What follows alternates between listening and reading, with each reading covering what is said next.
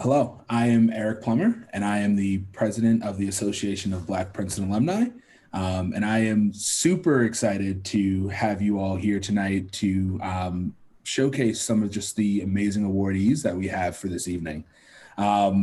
Before starting, really just wanted to highlight some of the things that have happened since the last time we were in person for the ABPA award ceremony in June of 2019. So we had Thrive, with 1,200 Black alumni returned back to campus. ABPA was fortunate enough to be able to support people returning to campus through the Thrive Fund. The alumni that couldn't afford to come back. We also held several pre-Thrive events in 7 cities. ABPA was able to add 8 new board members. And in January and then in February, we actually had a team offsite where we actually all were able to come together and really have a meaningful conversation about the plan for the year. But as we all know, in March, COVID hit. I think that threw a lot of our plans all over the place. And to compound the issues of COVID, we also had just a very, very tense racial environment in the US here, and really kind of gave us a lot of opportunity to really help to support the community. So we've really working to support several of the alumni groups, including the Concerned Black Alumni of Princeton, to share the proposal with the university. We worked on some of our own call to action that was led by our former president, Michael Fletcher. We've also held several events in this time. So we've worked with Princeton Entrepreneur Council to really lead some events around Black entrepreneurship. We hosted a virtual unions event. We've now hosted 2 voting panels. And we had a senior wish list event with the class of 2020 to really help send them off into alumnihood in a meaningful way. And we've been just continuing to do more work. Also, Princeton was lucky enough and fortunate enough in a lot of ways to have our first Black valedictorian as well. So awesome time and awesome energy. And to top it off, we've actually had 2 really, really large donations led by Black alumni as well. A gift from Melody Hobson, class of 91, to start Hobson College. And then Kwanzaa Jones, class of 93, and Jose Feliciano, class of 94, who gave a mega donation as well. And we are super excited actually to have Kwanzaa here tonight to really help us kick off the evening and to tell a little bit about her story and tell a little bit about what she's been up to these days. So I'm super excited to be able to pass the mic and the floor to Kwanzaa to kind of give her a chance to tell a little bit of her story before we honor our spectacular awardees. So I will pass the mic here and the floor is yours. Well, hello everyone. Hoping that everyone is as safe as can be during this time. I see some faces that I have not seen in a while, and I see Kwanzaa's so proud of you. Oh, hey, I'm just happy to be here with everyone. You all know that. And those who have known me, Duncan, it's so good to see you there. Those who have known me know I have a little bit of energy. So I'm just excited for everyone and excited what you're doing here. And once again, I see a lot of friendly faces and I see a lot of names that are up on the page without the faces, but that is okay. So let me just start by saying, and I'm trying to move. There it is. I'm going to start by doing one thing, and this is telling you really what ABPA means to me and what being part of Princeton means to me and what it means with the gift, with the donation, why we did what we did, and why we and our communities will continue to do what it is that we're going to do. Here we go. We building up, we making change, and there ain't nobody stopping us. Ain't nobody stopping us. I'm Jose Feliciano, class of 94. And I'm Juan Cristiano, class of 93. The love that we have for that place was the beginning of our love story. So through our Supercharged initiative, we're committed to powering possibilities and boosting humanity and its future. We're making moves, making statements and companies. We will empower our future community. Building connections and building identities. This is above and beyond. This is energy. Because we building, we building, we building, we building, not building, we building, we building, not breaking, we building, we building, we building, we building up. We making change and there ain't nobody stopping us. Ain't nobody stopping us. We making change and there ain't nobody stopping us. Okay, whoo! So that was what I was trying to let you all know all about. That's what we're doing. We are making change and there ain't nobody stopping us. Why?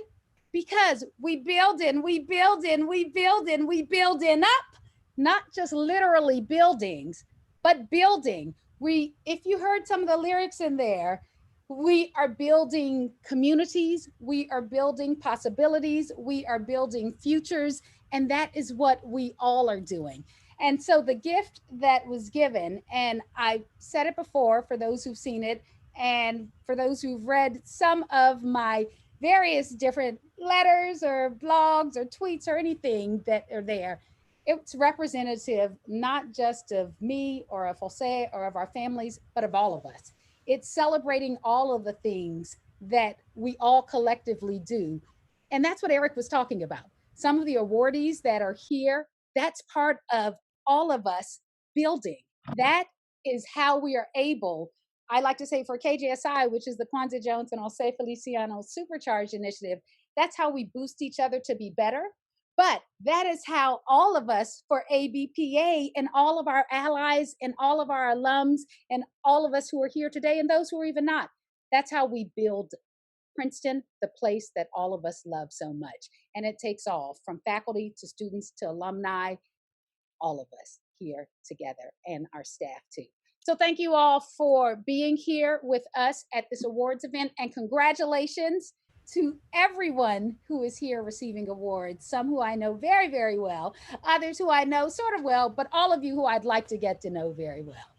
Eric, back to you. Thank you very much, Kwanzaa. Really appreciate it. And to start off the night, hopefully these videos work well. We're going to actually kick it off with our student award winner.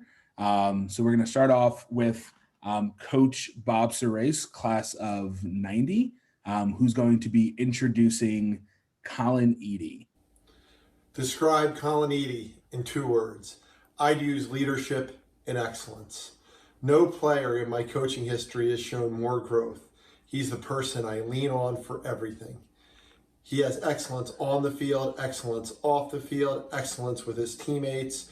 He has the respect of everybody in our program, everybody in the athletic department. He's the guy I talk to and trust when big issues arise. I love coaching Colin Eady. He's not only one of the best players I've gotten to coach at Princeton, he is one of the best leaders. He is going to continue to thrive and continue to show excellence in his senior year as he enters into graduation and has incredible career success. Wish him the best and congratulate him for this award. Thank you. Hi, everyone. Good evening. Thank you, Coach, for the kind words. It's greatly appreciated coming from someone I personally have great admiration and respect for. First, I want to warmly thank the Association of Black Princeton Alumni for this high distinction. It's a great honor, and I want to thank you all for choosing me as a recipient, as I'm sure there were several great candidates. I'm very grateful to win this award from such an amazing organization like ABPA. An organization with such high standards, never-ending service to the Black community and Black Princeton alum. The ABPA has been a leader in issues and initiatives involving African Americans, both Princeton and non-Princeton community. The strengthening of relationships and service in the Black community is very important in such an anguishing time like now. With that said, I want to thank my coaches and teammates for always pushing me. I want to thank my parents especially for pushing me to always serve others first and be of high character on the field in the classroom, and for that matter, anywhere, and taking care of the community around me. Thank you, ABPA, for choosing me as a recipient for the 2020 Student Award. I'm grateful. Be safe, God bless, and go Tigers. We are going to move forward with our program, and we're actually going to next have the introduction of the Patrice Y. Johnson 86 Graduate Award. This award will be introduced, the award winner of this award will be introduced by Assistant Dean Vanessa Gonzalez-Perez. Good afternoon, everybody. I'm glad to be here introducing Gabrielle Moore, aka Gabe, as a recipient of the Patrice Johnson Memorial Service Award. This is for sure one of the greatest privileges I've had since joining Princeton. I met Gabe almost immediately, and this was about 4.5 years ago when I started working at Princeton. And it was very clear that he was an extraordinary graduate student. He approached me without hesitations to inquire about how we use my platform to best support diversity initiatives, not only for his department, but also for the entire graduate population. He had a good list of items that needed attention, and he was not only asking me to do things, but he was ready to be part of the efforts to make Princeton a more diverse and inclusive place. Via many mentoring, coaching, and collaborative interactions, I have gotten to know him well, and I hope to share a bit of Gabe with you today. If you were just to look at his CV, you will notice that Gabe has been a great leader at various graduate student organizations, including the Graduate Student Government, Intersecting Queer Identities, and also the Black Graduate Caucus. One personal note I'd like to share about Gabe's service as a volunteer for the Princeton's Ambassador Program in the grad school is the hours that he spent with me at national and local recruiting event, coaching, motivating young scientists to consider Princeton. His energy and enthusiasm will never be matched, and I know that many younger scientists at Princeton or at other places have tons of gratitude for the impact he created on their career. Gabe is a go-getter, and for that reason, I'm not surprised he's the recipient of this award. And hopefully and likely, he will be the recipient of many more. His legacy will continue for years to come and shall always be remembered as a great scholar, advocate, mentor, and a good friend, not only to students, but also to people like me. More importantly, we will never forget Gabe's warm smile and fierce sense of fashion. In my humble opinion, Gabe truly resembles the motto of our institution, and he was always first in line at the nation's service, and without a doubt in the service of humanity. Gabe, you're amazing, an amazing human being. You have made a difference in Princeton, and you're just what the world needs to build a better future. Congratulations on your award. Thank you so much, Vanessa. So I guess first off, I'm glad we're matching, actually. We're both wearing teal or blue colors. I think I always try to wear teal when I'm at various Princeton functions, because to me, like, my experience at Princeton has definitely felt complementary, or, to the actual experience of a lot of graduate students. I think a lot of us who've been here, alumni, y'all know, as opposed to conformity, right? Like, I think for me, my existence here has been one to push the envelope as to what Princeton can be, and to look outside of the limits of what it has been and see what it could be. I always made the joke that and Vanessa's heard me make this one, where, I say in another life I'd be a model, but I'm really excited to be receiving this award, which I guess exemplifies that I am one in this work here. And so thank you so much for giving me this. I want to give some quick thanks. First, I want to thank my fellow graduate students across the university. My alma mater of undergrad is Oberlin College, and our saying for Oberlin College, which we never use really, is learning and labor. And I think in graduate school, those are kind of the two major cruxes of what we're here to do, is that while we are here to learn as scholars, we're also here to provide labor and actually be the backbone by which without Princeton would not be able to be the institution that it is. And oftentimes I think graduate students don't get the recognition that they deserve for all of the wonderful work that they do in order to keep this institution afloat. And so I just want to take a moment to just explicitly thank a lot of folks involved in this work. Specifically, I'd want to thank the various affinity student groups that I've had the pleasure of working with, as well as being leadership on, including the Black Graduate Caucus, Latino Graduate Student Association, the Graduate Women of Color Caucus, First Gen Low Income Group, the Queer Graduate Caucus, as well as the Intersecting Queer Identities. It's been so great to work with all of these groups, and we've done so many great events over the years. One of the ones I want to highlight here for alumni who maybe didn't get to experience this when you were here is that we've actually curated this thing called Q Bar, where we turn the debasement bar, the sort of premier graduate student bar on campus, into a drag club for the night, where we prioritize hiring Black, Indigenous, and people of color, queer performers, entertainers, and DJs, and we end up having a crowd of over 500 students and community members come out to, and it's really just a beautiful display to show that Princeton has really come a long way, and I think that there's a lot more that we're ready to give it.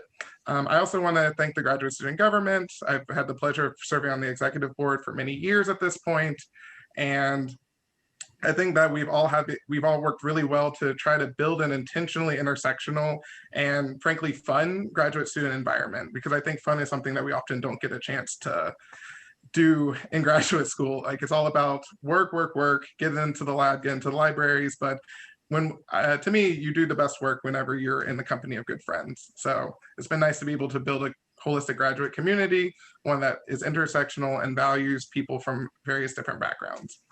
Outside of grad students, I also want to thank really quickly the Access, Diversity, and Inclusion team over in the graduate school, particularly Vanessa. Yeah, I mean, I'm receiving the award, so I won't give you all your flowers just yet, but you have been such a crucial part of my graduate experience here, and it's great to have you introduce me. I also want to thank several other members, Sarah Mullins, as well as Renita Miller, who have also been huge on the team and folks I've had the opportunity to work with. And I think actually, yeah, call friends at this point, that they're not just administrators looking out for my best interest because I'm their student, but rather that I'm their friend and someone that they want to see do well, and I want to see them do well. And so I was glad to have that relationship with them. I also want to thank the LGBT Center, Eric Anglero, who's currently serving as the only member of the LGBT Center. So alumni, if you want to voice some advocacy right now, the LGBT Center is severely understaffed with only one member doing all of the work, from one-on-one meetings with students, to doing programming, to doing mentorship, to like literally everything. And to me, it's kind of mind-blowing that I think that as we think at the intersections of identity, right, that like, yeah, that anyways, I'll just leave it there.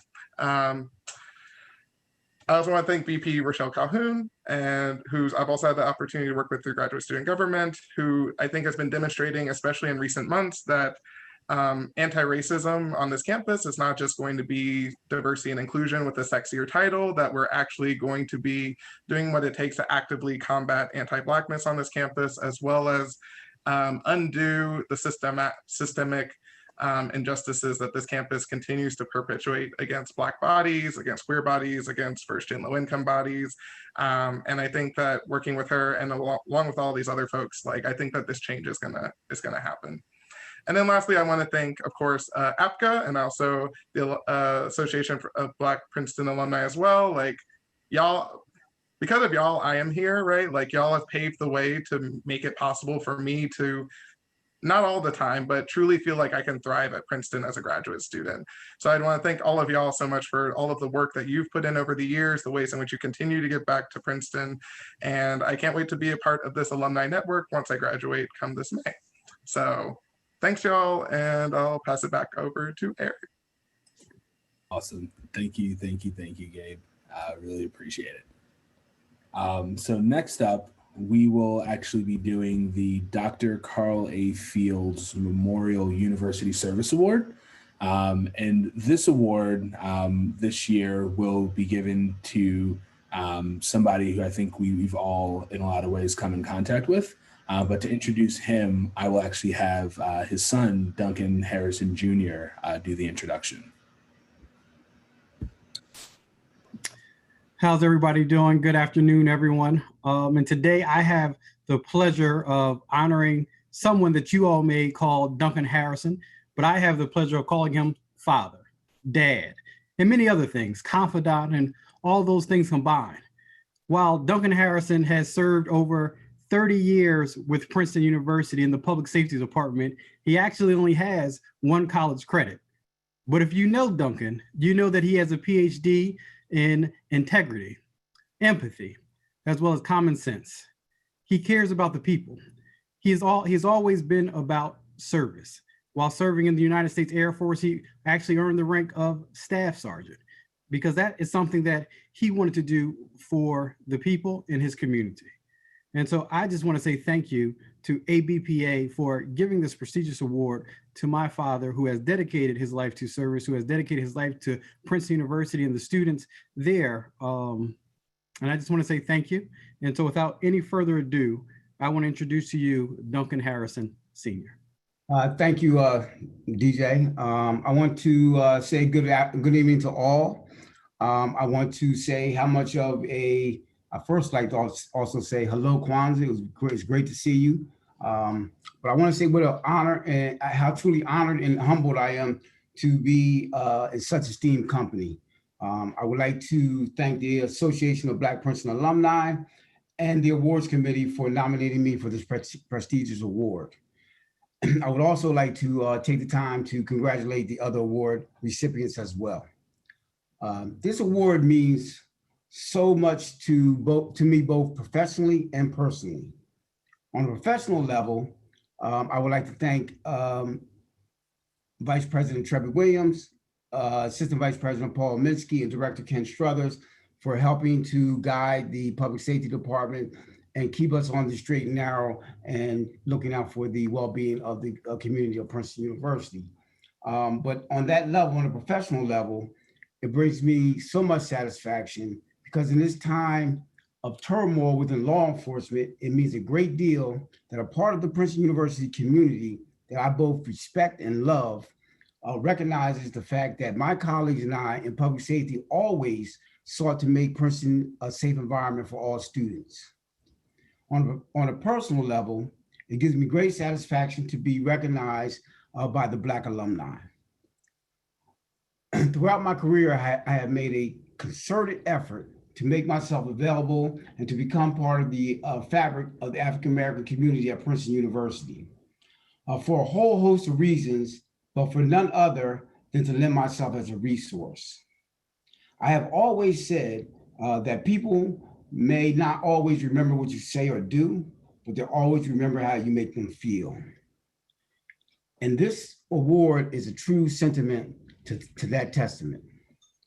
The most rewarding part of my job has always been to see young adults come in as bright-eyed freshmen, mature over 4 years, and leave as young adults.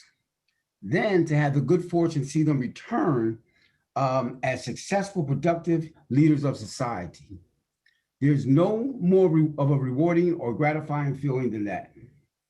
Over my 38-year career at Princeton, I have received several department meritorious awards. I have been named honorary class member twice, and I even received the University Presidential Achievement Award. But this award here, this award means so much more to me because it's from a group of people who I respect, love, and have admired. And I have built small and large connections with over the years. The award sews me into the fabric of the Princeton Black alumni community. It could not be more fitting that Kwanzaa Jones is the keynote guest for this ceremony. Kwanzaa embodies everything that I have referred to earlier about the rewarding part of my job. I've known both Kwanzaa, her sister Maida, and her family since they were undergraduates. Both are truly, truly great souls, and I could not be prouder of Kwanzaa at this time. The gift her family made to the university is a game changer, and it changes the DNA of Princeton University forever. The last time I saw Kwanzaa, I told her that I have to now refer to her as Miss Jones because she's big time now. But that's the kind of relationship that we have. I also told Kwanzaa And I did not see it on her little clip of all her accomplishments. And she's going to kill me for saying this, but I feel that I'm amongst family and amongst folk.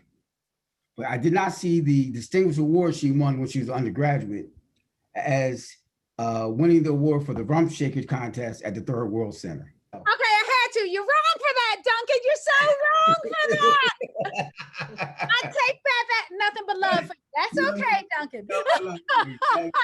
But I am so very proud of you, and you know this, and I tell you that every chance I get. However, in closing, I would like to add that I was recently released from the hospital. Not to worry, I'm doing fine. Thank you for my loving wife. She's virtually saving my life. And I cannot be more grateful and more honored to her for that. I couldn't do it without her. But while I was there, I hit a stark reality. And it occurred to me that it occurred to me, no matter how many awards you receive in life, you know, how much you accomplish in life, how much wealth you obtain in life, at the end of the day, when you're laying there flat on your back, the only thing you have are your memories. And you would be surprised what memories come to you. It's not usually the grandiose, large memories that you think you will remember. It's all the little things in life. So I just want to say to each and every one of you, let's make great memories every day, because that's all you're going to be left with at the end of the day. And I'd like to say all the Black Princeton alumni that I've come in contact with and associated with over the years, you have certainly created those memories for me. And I am truly grateful. And I thank you for this award from the bottom of my heart. Thank you. Thank you, Duncan. The amount of love that's in the chat room for you right now is overflowing. So thank you for all that you've done, and thank you for all that you continue to do. So really, and trust me, my love for that is overflowing as well. Thank you. Thank you. Awesome.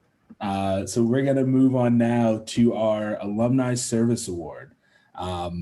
This award will be presented by Rasan Harris, class of 95. You take it away. Eric, thank you for your leadership and bringing everyone together. Duncan, I worked in public safety. I drove the shuttle. I worked lockout. Lord have mercy. You raised like, I got everybody on this call. So anyway, this call is a little bit too much on many levels. I love Black people. I know we as a collective love Black people, and we love Black excellence. And don't believe the hype. Black excellence is not uncommon. It is very common, and we know that. And Princeton has it in spades, pun intended. But the intersection of Black excellence, but then also gender, is something that I learned to really appreciate through some of my friendships. And I'm a father of a 6-year-old daughter, and the power of being a girl dad is something that I learned when I was 17 years old, when I met Kimberly Henderson, who is now Kimberly Johnson. Because I saw that what happens when you have a young girl, in this case, there happened to be a Black girl, and you pour all your love, all your intention, and all your expectations into her, and you allow her to show up in spaces and know that you're not less than, you can run laps around these people. And it shows what happens when you do that. So I met a young woman who became a rugby national champion. I didn't know Black people can do that, but she was a national champion on the class of 95, the year 95 rugby team. She has gone on to become the chief operating officer of Fannie Mae, influencing one of the institutions that influences all of our lives. And she has her perspective that makes sure that she's looking out for our interests. She also is a trustee at Princeton. And to think that I would hang out with a trustee of Princeton while I was growing up, I couldn't imagine it. to hang out with Kwanzaa and seeing that, you know, Kwanzaa and Jose are making huge donations that are like really changing the trajectory of this university is humbling. And, you know, the love that I've seen in our community, the love that I've seen Kim get and how it's expressed itself in her actions and how she shows up as a mother, as a partner, and a champion for our community, for Princeton and outside of Princeton, makes me really humbled to call her a part of our family and my family. And I'm so glad that she's willing to share of herself so that we can all achieve. So would love to introduce to some of you and just represent to most of you, Kimberly Henderson Johnson. Awesome. Thank you, Rasan. Thank you so much for that very gracious introduction. And when I asked you to introduce me, I didn't think you were gonna make me cry before I had to talk. Like, that's not the order of the way things are supposed to work, but that was touching in a really special way. I do want to thank you for that. I also want to thank the ABPA. Thank you for the award. And of course, thank you for hosting this really creative awards banquet. I love the style that we're doing, and I hope this is something that we can carry forward. I am truly honored to be receiving a service award. And I want to thank all of you on this call, because as Princetonians, we all serve the university in so many ways. So I think service is vital to who we are and what we do. And I want to thank you for the service that all of you present. So this is a great year for this to happen. It is my 25th reunion. It turned into the 25th resumion, I think, because of our inability to all get together. But that has made it a very Princeton year for me. And this is sort of the cap in the feather of a very Princeton year. I would be remiss if I didn't note that the great class of 1995 did manage to break the annual giving record here in 2020. And we are very proud of that. And that's one more way, of course, that we as alumni managed to serve Princeton. 25 years, I don't know where it has gone, honestly. I think it is a testament to the fact that the days are long and the years are short. I feel like I was just on campus yesterday. I do have the great privilege of serving on the Board of Trustees, and it does feel much more like a privilege than a service. I feel lucky every time I come to campus, and I feel fortunate every time I get to be in the room with people who are really thoughtful and care so much about the university. I have to say, I have thought a lot this year about that old adage, may you live in interesting times. I think it was intended to be more of a curse than a blessing, but it does feel a little bit like a blessing to have survived the year of 2020 and everything that we have all gone through. I think this has been a really pivotal period in American history and a truly pivotal period in Princeton's history too. I have loved living this through the eyes and the lens of being part of Princeton. And the reason I say that is because I am really, really proud of the way that Princeton has evolved. I remember when I was on campus in the 90s, there was a small modicum of diversity, but it wasn't a very friendly place for people who are different. And I think that Princeton has become much more diverse and much more inclusive in recent years. And as a trustee, I've learned some things about how that happened. I was not surprised, but I was really heartened to find that it was a very deliberate march towards more socioeconomic diversity and more racial diversity at Princeton. I was thrilled to find that we are the leaders of the pack in higher ed in terms of admissions for Pell eligible students, 24%, which is astounding. We are the leaders of the pack in terms of creating needs blind admission. 60% of our students are on financial aid and 80% graduate debt free. Like, it is really special that Princeton is a leader in making higher education and excellent education more available to more of us. I also love the fact that people haven't just been dropped on campus as if they're aliens in another world. We have a terrific fly program. First generation low-income students have opportunities to do submersive programs during the summer. They are really great additions. Like, you can now use your financial aid for eating club funds, for example, or get a grant to do summer travel. So it's not just that people are getting access to education, they're getting access to the entire Princeton community, and they're getting access the way that people belong. And I love that about Princeton, and I love being a part of the leadership that makes sure that this is the direction of the university. So as I was saying, I think that it is really important that Princeton is changing. I think it's important that it's deliberate. I love the university's stance about anti-racism.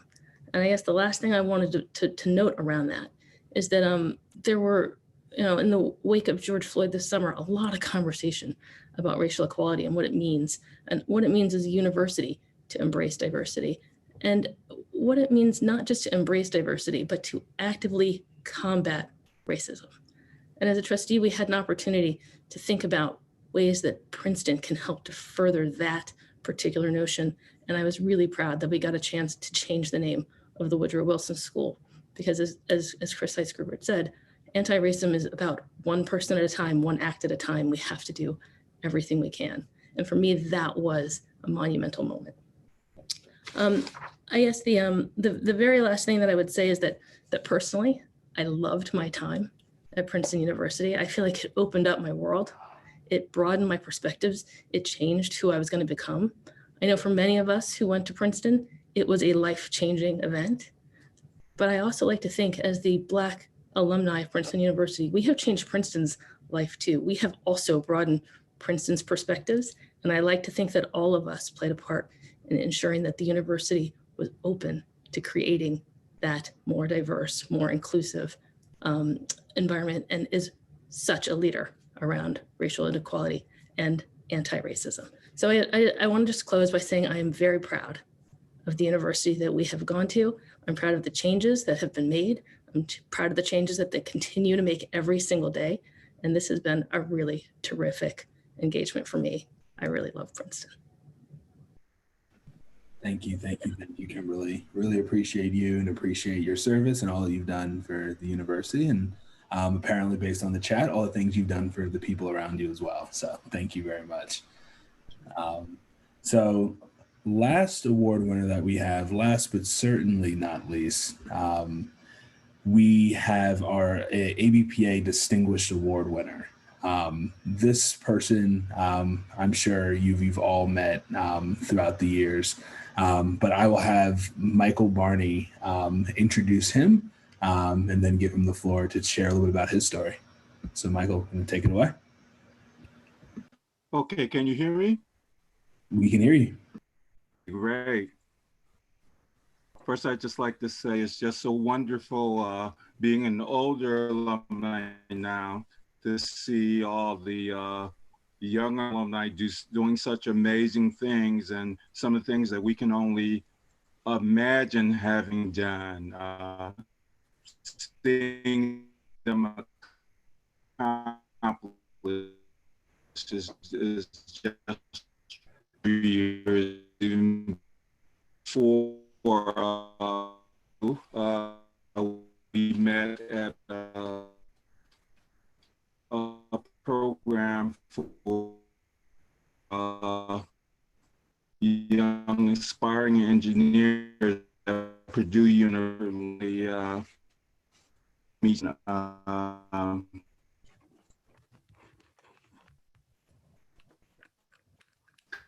Dave does very.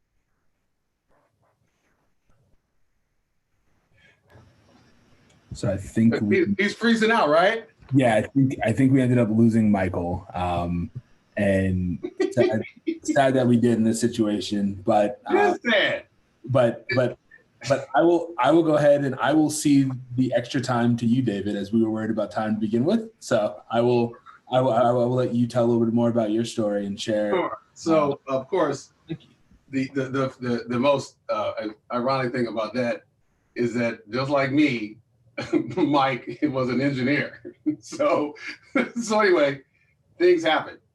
So I want to thank ABPA for this honor.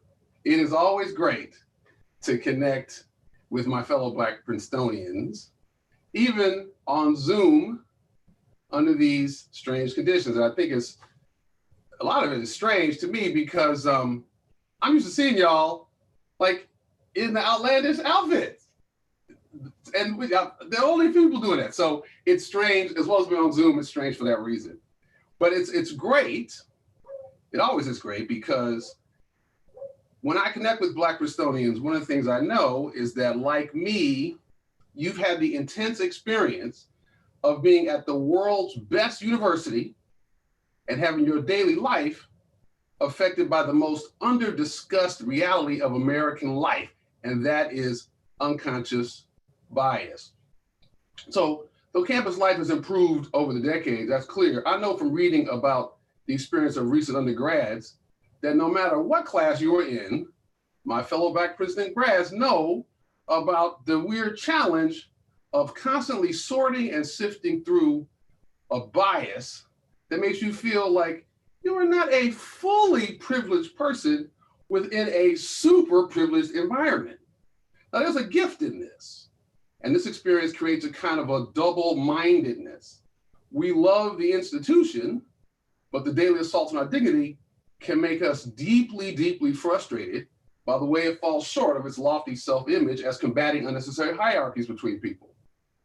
Arguably, many of us feel about Princeton like Black folks feel about America. Yes, we love it, but we're focused on holding it accountable to its creed.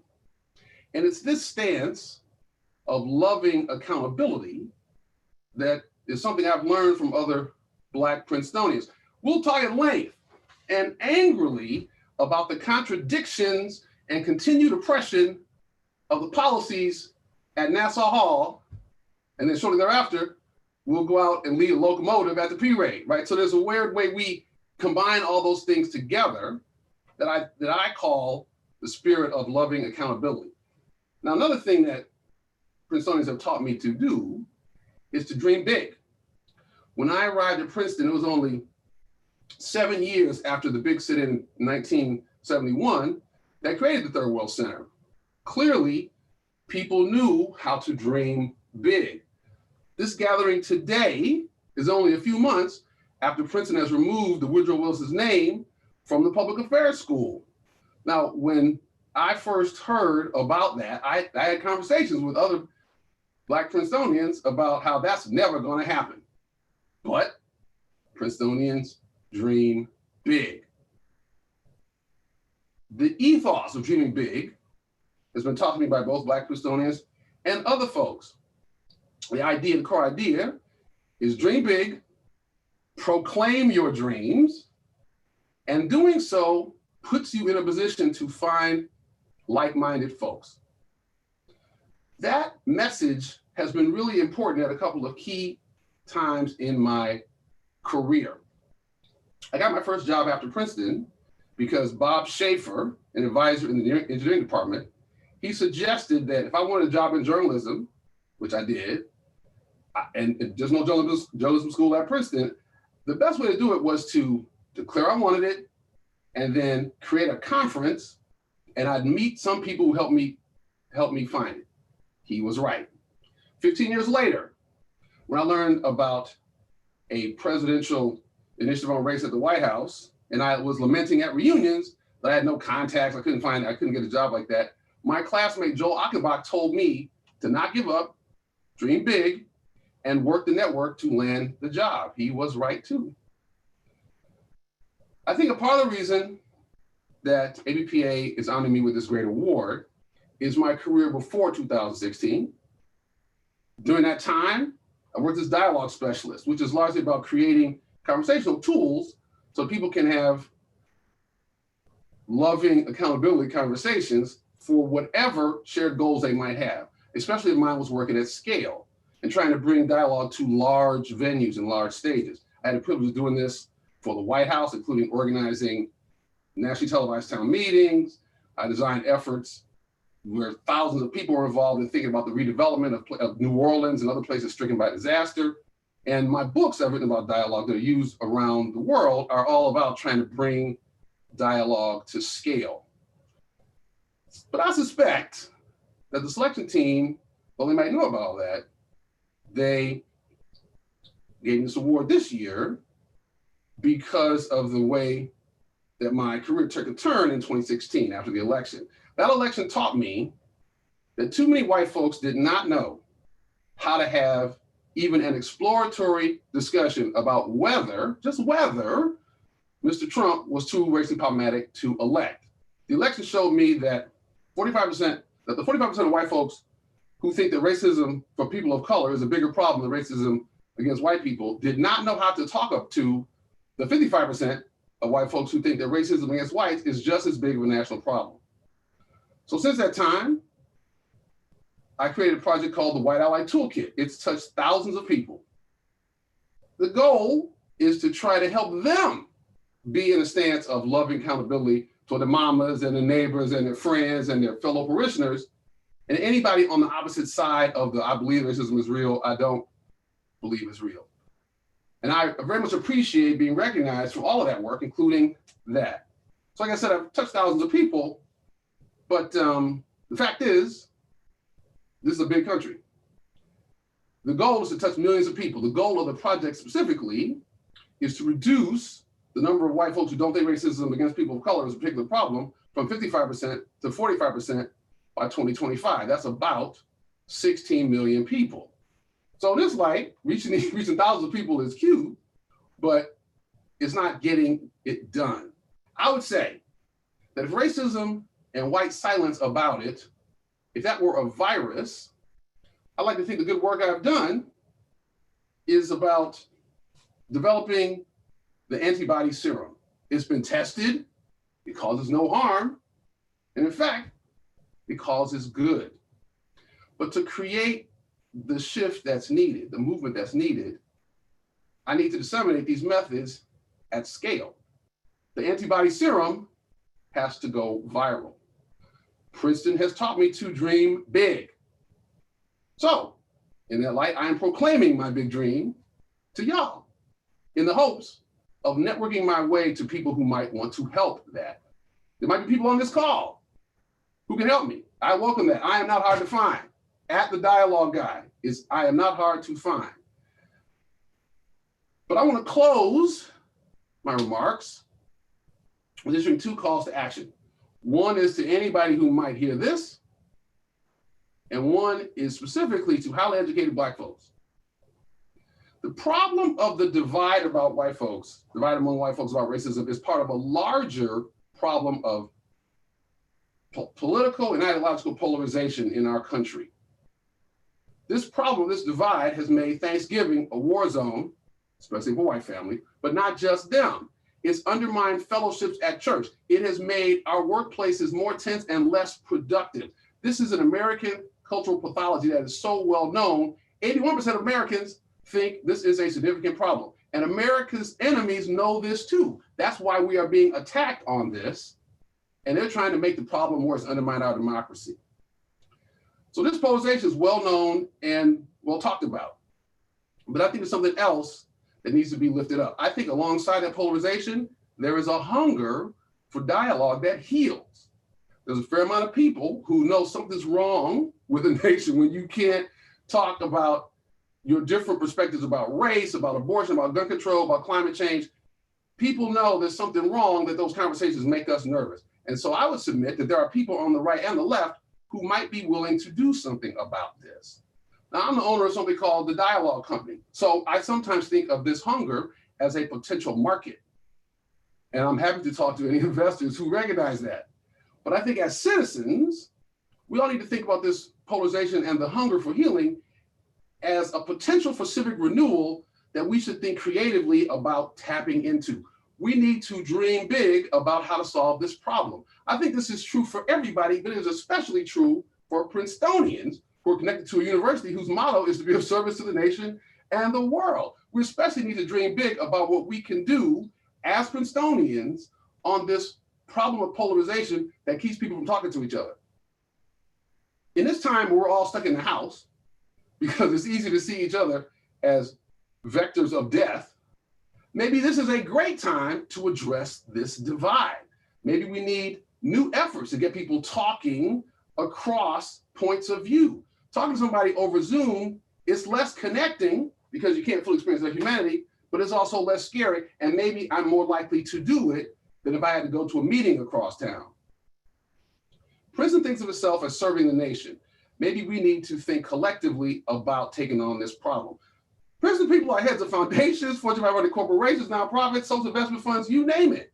Might we mobilize our collective resources toward a project to learn how to bridge this problem of polarization? Such an effort might be a good civic investment. I'll put it this way. think of it from the other way around. If we can't learn how to talk to each other well, it's going to be extremely difficult for us to take on the many practical problems like climate change, job displacement through automation, becoming financial squeeze because of entitlements, social racial inequities. It's going to be hard to deal with any of that if we can't talk to each other. So I'll invite us as Princetonians to think big, to dream big. Addressing this problem of polarization is at least as complicated as a problem addressed by the Manhattan Project, which has created the atomic bomb. Maybe Princeton, with the university, its alums, maybe we can catalyze a national effort to address this problem. So my first call to action is that we, as a collective, dream big and work big. My second and final call to action is that we also dream big and work small. Specifically, I want to suggest to y'all, my fellow Black Princetonians, that we ask ourselves, are we bringing a spirit of loving accountability to our interracial friendships? From the research I have done, street level research, it's clear to me that a big portion of us have one or two white friends, the close people to us, with whom we collude in their silence about racism. Many Black folks have friends where we don't talk about, close friends, we don't talk about racism or don't talk about how they talk about racism in all white settings. We avoid these conversations because we are afraid we'll be disappointed by what they will say to us about racism or what we will learn that they are doing and not doing with their family and friends. We're scared to talk about it because we don't want to find out they're cowards, since knowing this might undermine our affection for them. But I would submit something else, that if we care about what they do in these spaces, don't talk about it, cowardice is touching us too. I would encourage you to find a stance of loving accountability toward these friends. We need to dream big about our relationship with them and dream that we can have a relationship, a good relationship, without this weird hole in it because there's something we can't talk about. We need to learn how to give them the right mix of pressure to act and grace when they fail or fail to act. In the interpersonal realm, this is what loving accountability looks like. Our opportunity is to take a stance of loving accountability towards them so they can bring this stance to people that they know. This is the anti-racism, one person, one conversation at a time that was mentioned earlier. We can all play a role in creating a dialogue that heals our divisions. But to do so, we must imagine that there is a path beyond our problem, even if we don't know exactly what that is. So whether it's about a national dialogue or improve relationships with people we care about, we have to dream big. I want to deeply thank ABPA for this ceremony, for this recognition of my work to date, and for inspiring me to dream even bigger. I want to show y'all this really, really nice award. That's so nice. Good job who designed that. And I thank y'all so much for this honor. Thank you, David.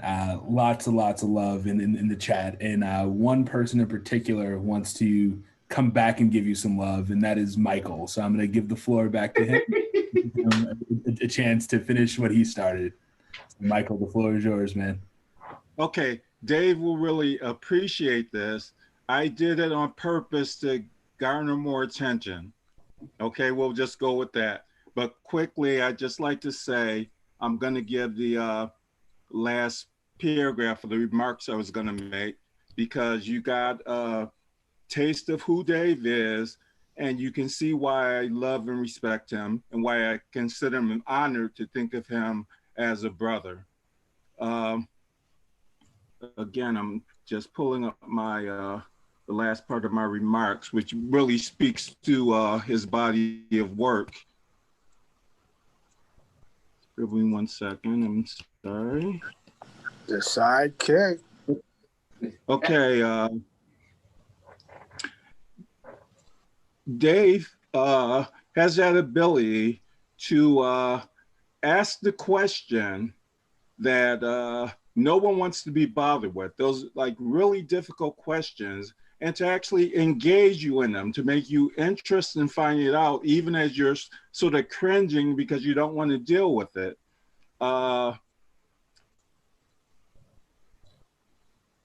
to show you in his body of work, he has developed tools that where you can value the expressions of others, even though you don't necessarily agree with them or come from the same viewpoint, and you can do that without judgment. And again, he has developed a series of tools that help us to have these kinds of dialogues. And that's sort of trying to describe my friend professionally, but I really just love him as my brother. Thank you. All right. Thank you, Michael. Sincerely appreciate that. And as we move towards the close of this event, I would love to share a quick video from President Eisgruber himself to just congratulating the award winners and telling a little bit about what's been going on campus. So I will give him the floor. It's my pleasure to send warm greetings from Nassau Hall to all of the officers and members of the Association of Black Princeton Alumni. I also want to take this opportunity to extend my personal congratulations to the outstanding alumni whom you honor with awards today. I really wish that we could be together right now as we usually are after the P-Raid on reunions weekend. But I am so glad that you have taken the opportunity and invested the time to carry on the tradition of this awards ceremony virtually in this extraordinary and difficult year.